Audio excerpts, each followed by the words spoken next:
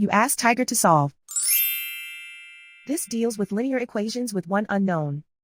The final result is 8 equals 1 over 2. Let's solve it step by step. Group all a terms on the left side of the equation. Subtract 10a from both sides.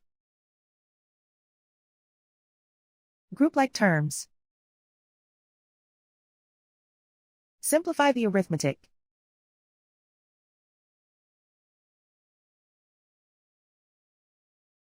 Group all constants on the right side of the equation.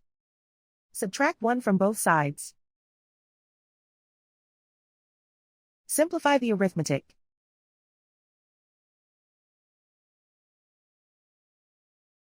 Isolate the a. Divide both sides by -2. Cancel out the negatives. Simplify the fraction.